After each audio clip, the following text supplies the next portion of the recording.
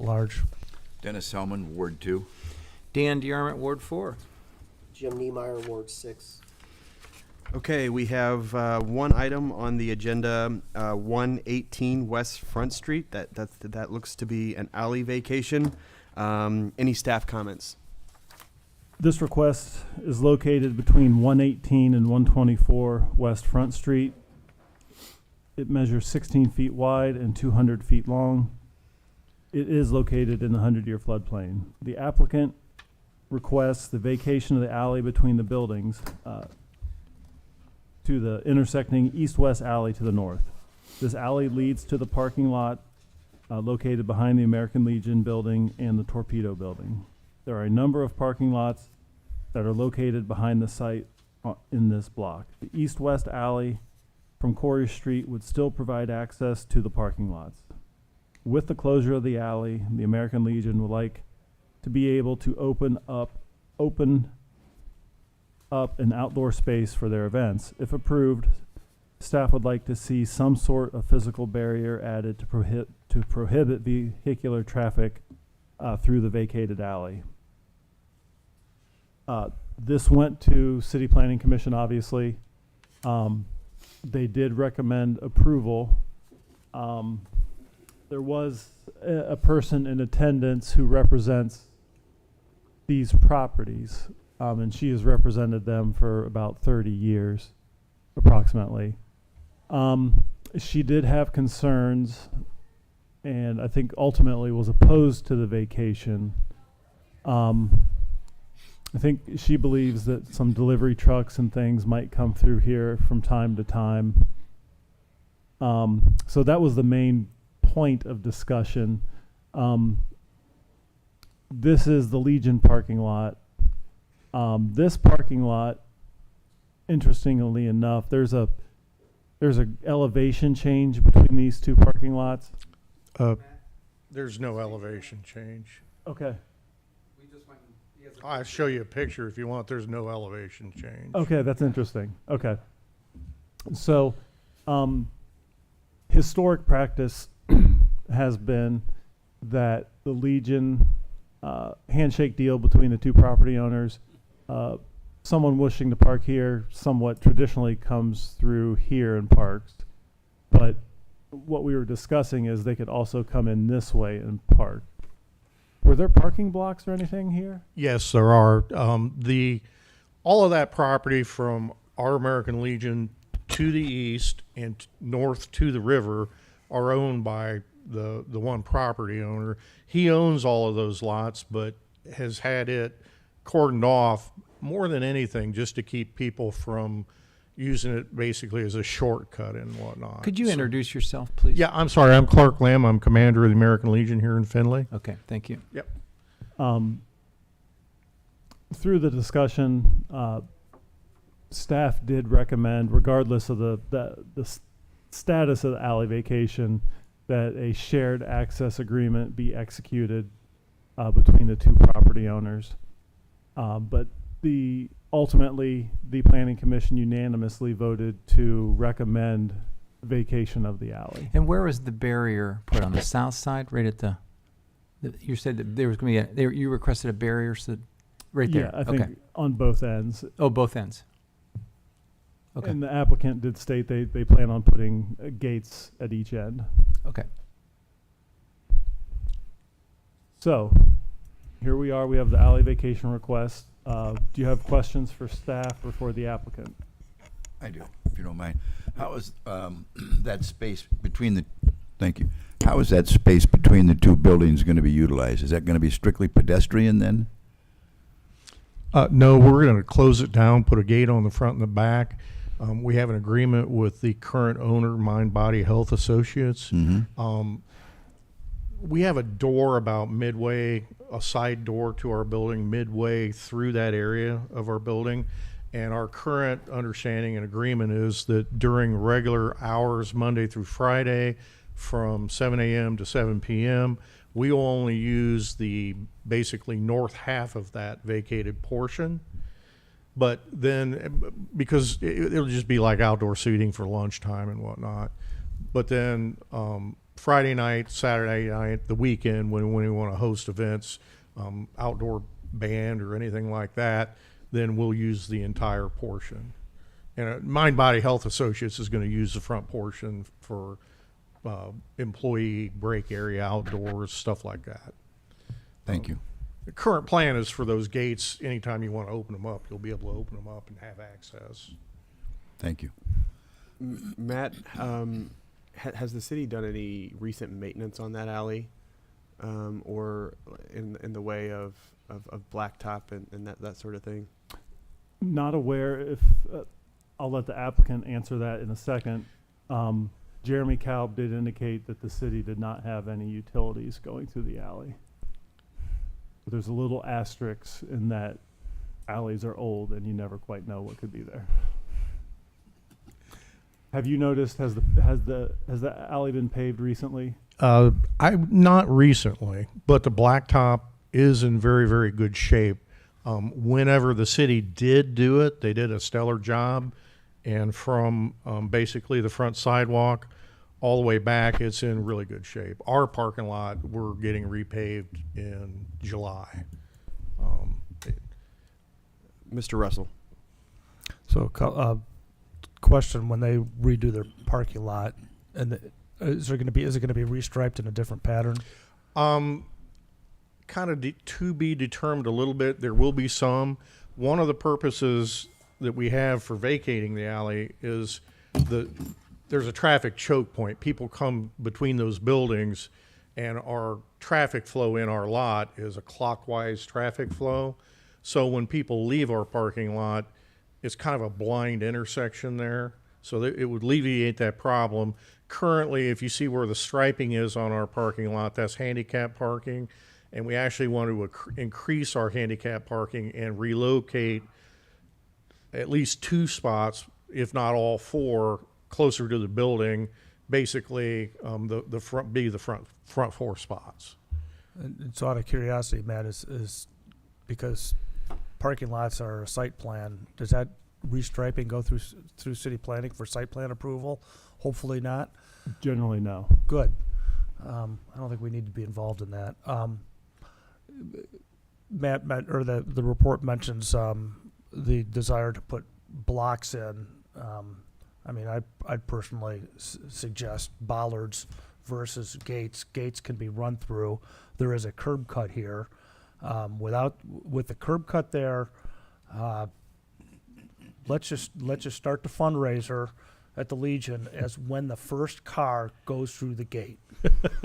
But the bollards will at least provide a better, from a safety standpoint, and they can still be picked up physically and moved. And I hate to say it, but I'm cognizant of New Orleans, and that in that situation, bollards would have, they removed their safety things and suffered the consequences. I would wonder if the bollards would be that much more of an expensive solution up until the point that the city might or might not remove that curb cut. Well, the one issue, we want to prevent access to that area other than through our buildings. That nook that I'm talking Yeah, about midway through, even though we have no trespassing signs there, we've had a lot of issues in the past with transient people, shall we say, taking up residence overnight there and doing other things. I mean, it's been. So when you say gate, are you talking? You're talking about a physically impassable by a pedestrian. Yes, sir. Hopefully not chain link. No.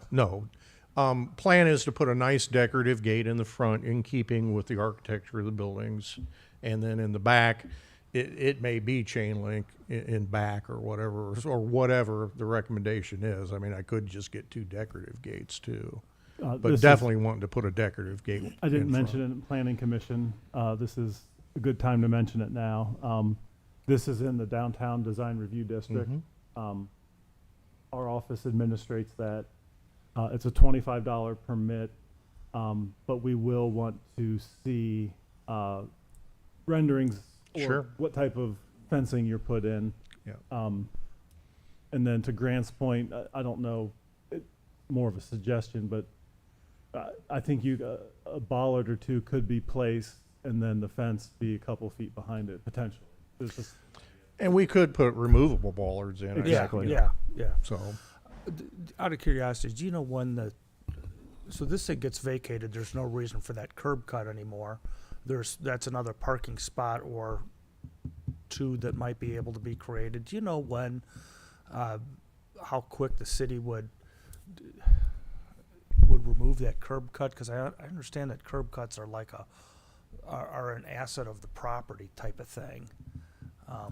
I don't know. I imagine that it would be removed the next time they do the curbs there. Which could be for ages. Yeah.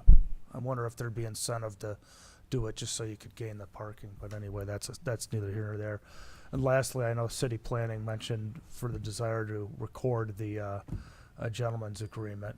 I mean, from my standpoint, I would think if you can't trust the Legion, who can you trust?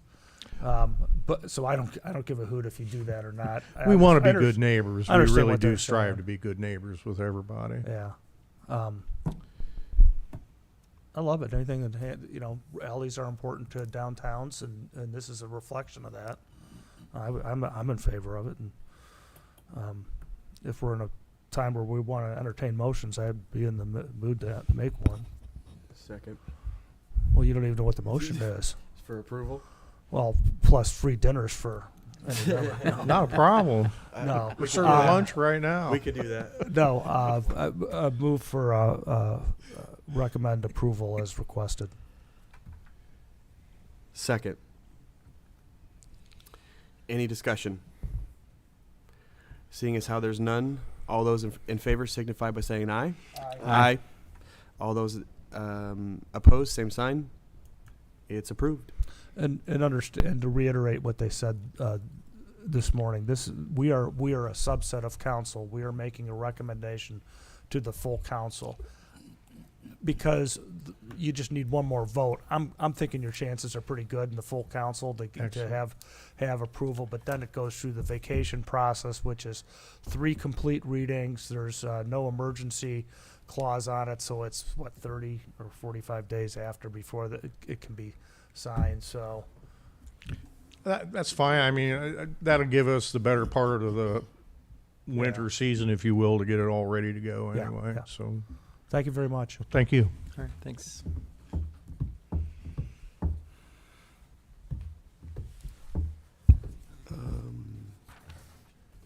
And I know we didn't necessarily have this item on the agenda, but was there any ancillary discussion you would like to provide on the changes you provided with us? Yeah, so I sent this to the law director specifically to review the donation bins. And really, he looked at it, he liked the ordinance. And then he sent out, I think our big question to the law director is the city removing the bins. To that point, he asked the State of Ohio law director's email chain. And within a couple minutes of sending it out, 3 replied, yes, they do remove them.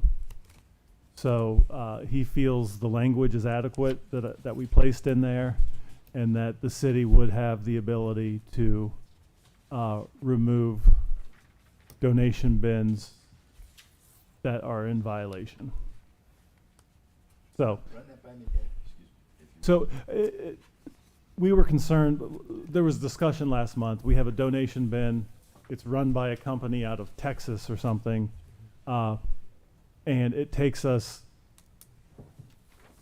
it's in violation, we send letters, and it just sits there and sits there and sits there. Yeah. So the desire of the Planning and Zoning Committee was, I was tasked with going to the law director and finding out the capability of removing those in violation. He did his research and felt comfortable that yes, we can remove them. And he was comfortable with the language that I provided in there. And we would come up with an internal process of where to store them and for how long and that kind of thing. But he was comfortable with it and gave us the thumbs up. Thank you. I think that's an important part of it, is being able to remove it. I do too. Otherwise, it just goes on and on and on, and you never. And it gives Yeah. others the idea that it's fine. Mhm. Just keep it there. So, and then one other issue that we kind of wanted to look at was in the exemptions. So previously, 1161.16.6 exemptions. So previously, A said essentially anyone who meets the 4 items below shall be exempt from the standards of this chapter. Rob and I were having a discussion of that, and he brought up, I think, what's on Center Street? Is that Salvation Army. the Salvation Army has 4 donation bins. So as this is written now, they could have 2, but not 4. So as I wrote it to what I believe the board wanted, it was an exemption from the zoning category. So a church in zoned residential could have 2 donation bins and meet the standards. So he pointed out that some of our local charities have more than 2 donation bins. And if we wanted to take a look at that. Or we can keep it as written where if you're, if it's on the property, if it's serving the property that it's on, it meets the standards, it can have up to 2.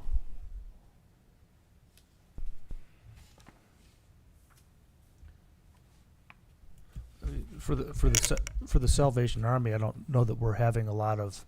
I mean, the 2 we're talking about is Salvation Army and Goodwill, and I don't know that we're getting a lot of complaints about them. So I don't know that. I think the fact that they are owned and operated by the person who who owns or leases the premise that they're located at is. That greatly restricts who is going to qualify for this exemption, and then there's some accountability because they're physically leasing the property that they're with. So I don't know that the limitation needs to be there in that case. So would we like to go back to the way it was originally written, that if you meet these standards, you're exempt from this chapter?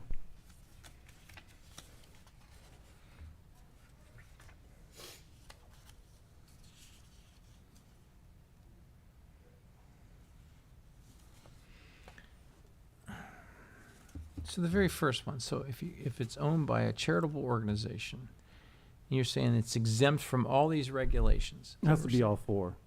It has to be all 4. So if it's this and this and this and this, If it's owned by a all of- charitable okay. organization, the and charitable organization, okay. if it's owned that by- one. Oh, okay. a charitable organization, it serves the purpose of that organization, and it's on property that is owned by the charitable organization, then it was exempt from the standards of this chapter. Okay. So if it's exempt, that means they don't have to get permits then? If it's- Correct. Here's where it's gonna here's where you're gonna run the hole through this thing, is that I'm gonna have the charitable organization grants collections and stuff, and I'm gonna have these bins someplace, and then I'm gonna go to that owner and I'm gonna say the owner of the property and say I want to lease this 6 square foot place where my bin is for $1 a year, or whatever it is. And I want a physical lease of that space, and then I'm going to meet. Mhm. And I'm going to meet all these conditions. The 4th one, we didn't have it, but other communities had it, and I would like to have it, is that the bin serves the primary, it serves the property in which it's on. So in that, if someone's coming and picking it up and taking it away, it's not serving, you know, Salvation Army, Yeah. they don't, a truck doesn't come and pick it up, they go empty it and bring it into the building.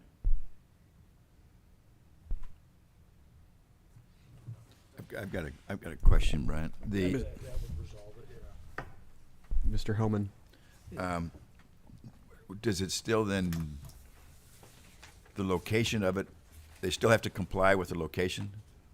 Which I think, if I gotta go back and reread this stuff, but they weren't allowed in the front yard, they have to be closer to the building or in the rear or side or something like that, So as opposed to up I- front. it was written last week that you were exempt from everything in this chapter. So that's location, number, zoning, much like it is today. And then we kind of switched it to only the zoning, and I don't think we're finding that good. You know, the middle ground that I could see would be to,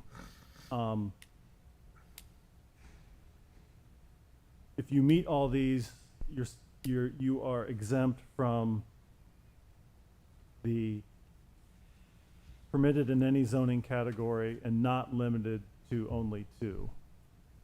That way you could have 4, but you have to meet the site, they have to be placed according to the site restrictions in the chapter. That is, if they have more than 2, they're exempt from the site restrictions, is that what you're No, saying? So the exemption would be, you're exempt from zoning, so you could be a church in R1, Yeah, and you're exempt from the maximum number of 2. So if you're exempt, you can be in any district, and you can have more than 2, but you have to place them the way it's described in this chapter. That to me is kind of the middle ground I think I was shooting for the most, is you're exempt from most everything, but you still need to put them in a proper place. I would agree with that, at least. In fact, I'm not too sure I'd even allow more than 2, but Yeah, I'm not sure either. It was brought to my attention that at least the Salvation Army has 4 that serve their property. and where is that located? I'm not familiar On with it. Center Street, on the south side of Center Street, about, right in the middle between the Main Street and the railroad track. That's not where the donation center is, it's Oh. on North Main Street. Okay. I stand corrected. I mean, they might have a donation bin at the Center Street location, but Yeah. Jim, isn't that, Jim, you were saying that was an old grocery store at some point in time? Isn't that, North Main? yeah, isn't that the Salvation Army there? Yeah, it was a food town back. So do they own that property? I mean, they have the store on it. Okay. I think they probably do, but I don't. Okay, I was thinking of No, that's. Jim's gym area, but way further south, right, Yeah, like I gotcha. It's, Or not Dietz's, Archie's. yeah, Yeah. just across the street from Archie's, yep. At Walnut and Main. You can't really see, you can only probably see about 2 of those from Main Street. The other ones are Behind hidden the behind the building. building. Yeah. And I suppose that's from Main Street back to that alley's probably 200-300 feet.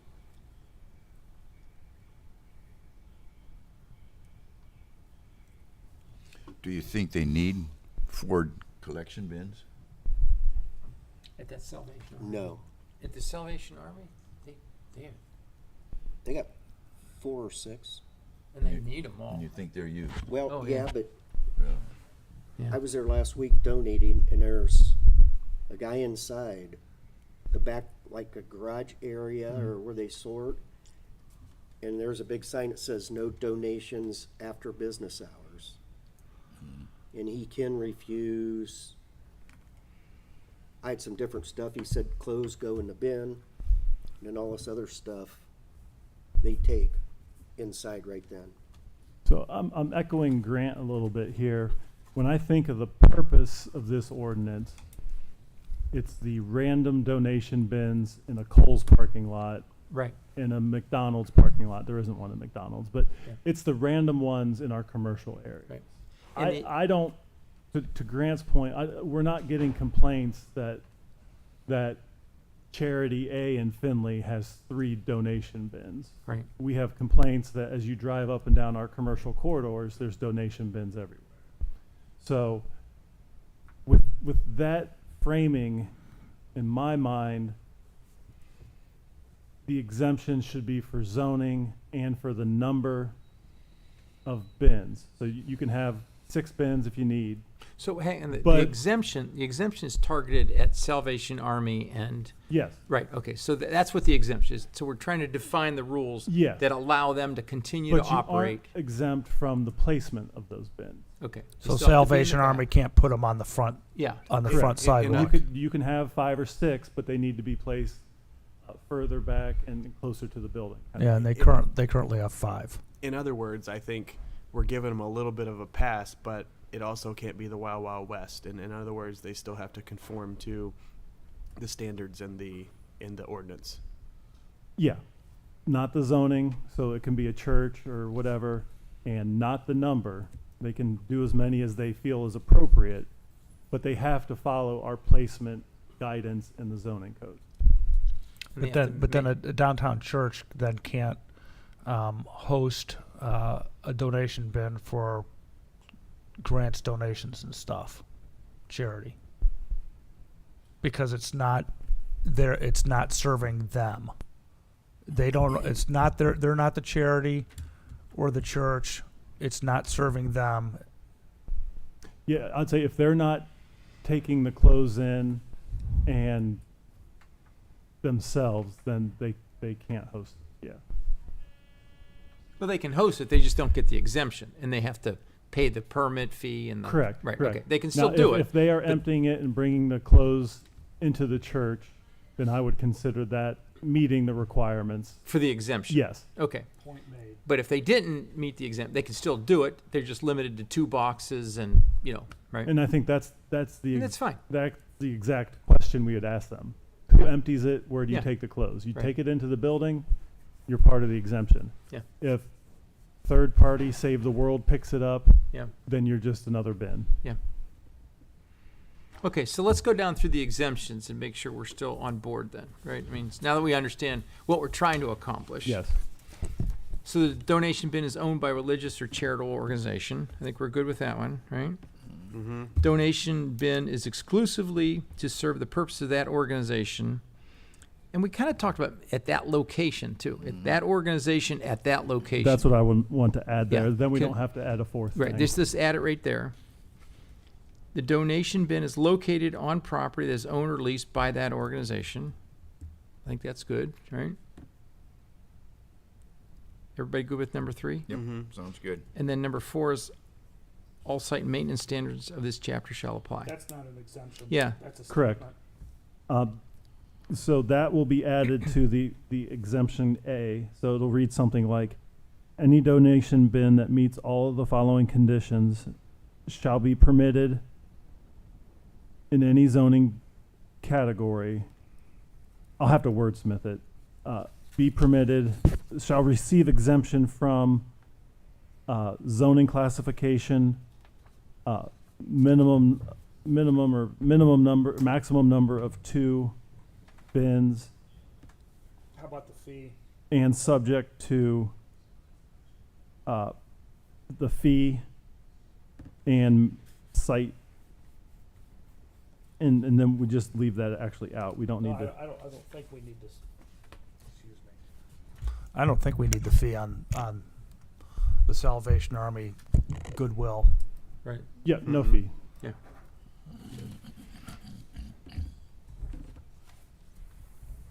So with that, I feel good about that exemption. I think that Yeah.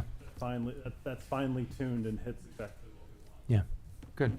So next steps would be to get this into format for legislation. Yes. And I will do it. I will do the conditional uses as one request, and the donation bins as a separate request, Okay. so that you don't have to vote yes for both or no for both. You can pick and choose. Gotcha.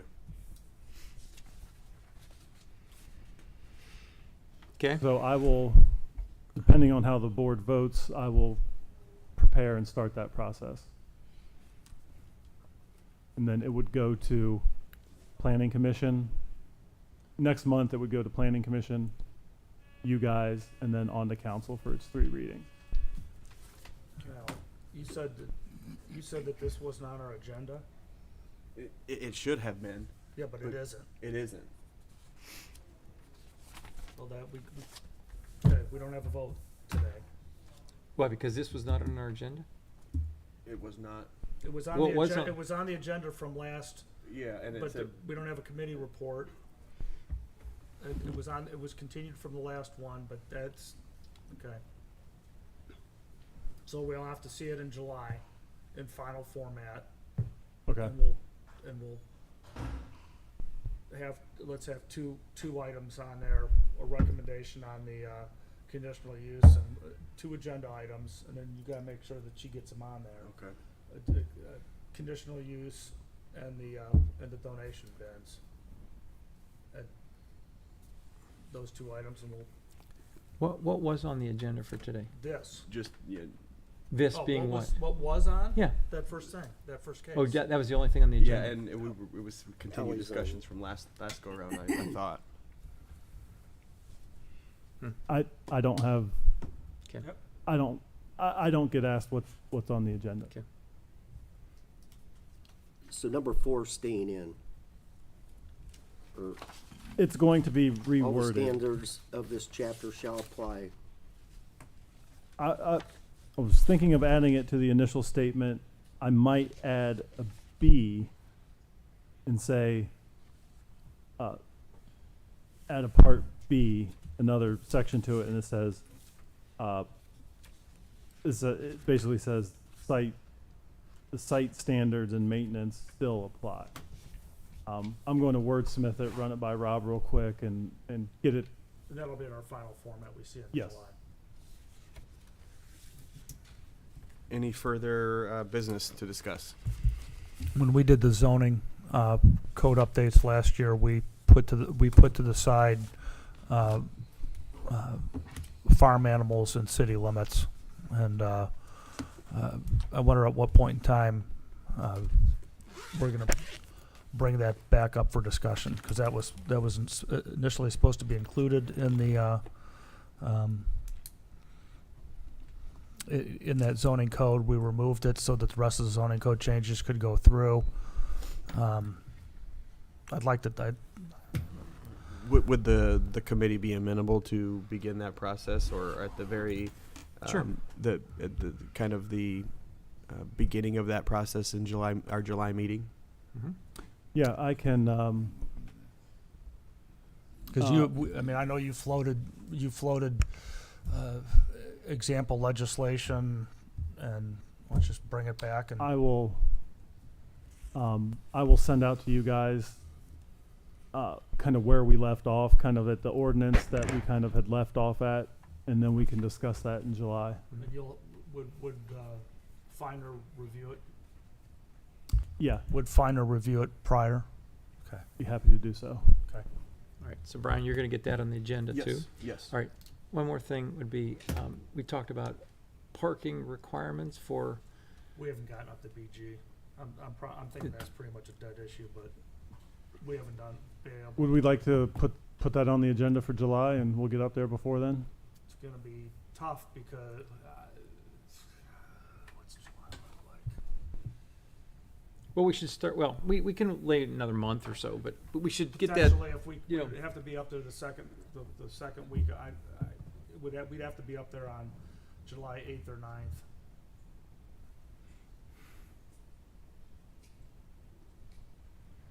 Do you want to meet with somebody from BG? Yes. BG has instituted, all right, my recommendation was put it on the agenda, and if you make it, great, then we'll talk about it, and if you don't make it, then we'll just you know, Or at the very least, we won't discuss it. I can go visit Bowling Green and report to you back what I have found out. Are you, Grant, do you feel like you need to go? Or, okay, well then, there you go.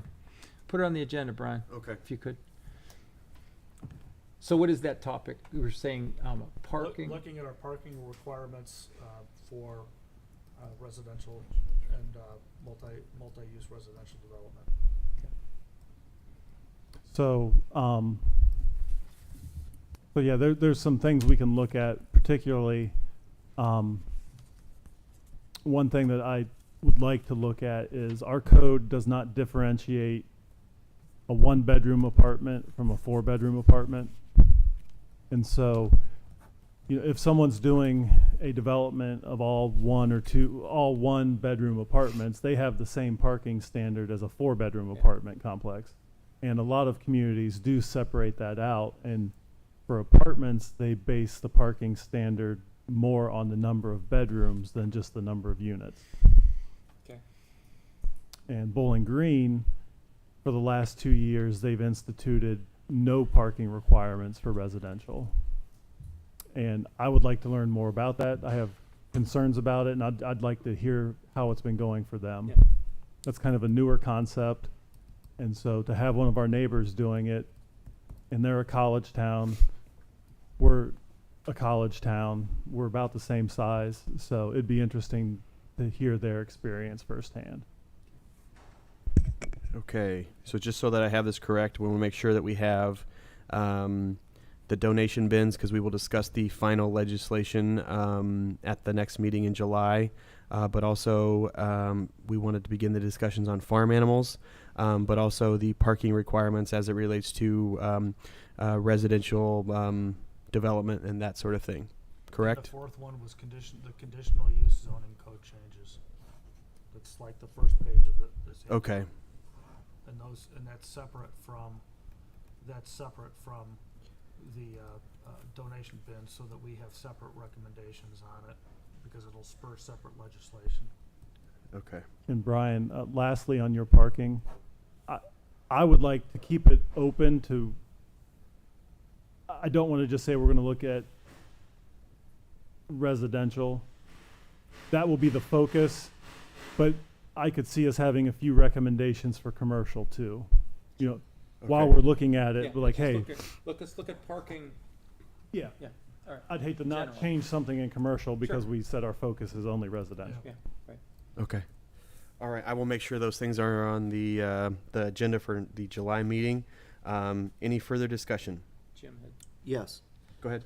Well, I think I talked to Eric upstairs different times, and there's a resident, 731 West Sandusky Street. We've all probably seen it. It's west of the Courier, west of the railroad. The guy built on, To his garage there by the tracks. well, garage, and there's living space, and it's pretty much been stagnant he's probably been working on it for 8 years. And now he tore up the city sidewalk. That was in the fall. It's still not finished. Eric mentioned once he does just enough to get by, because permits only last so long. So Eric said he was gonna go out and talk to him, but we still need to do something like, if somebody builds an addition on or improves their property, it should be done within X amount of days, months. But I know it's just, drive by it.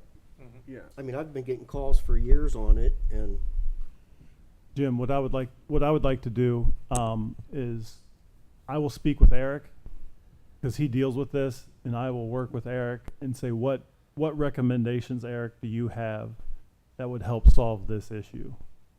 And I'd be happy to add that to the agenda for July Okay. also. And I think that's I would just discussion about the length of construction. Standards for length of construction.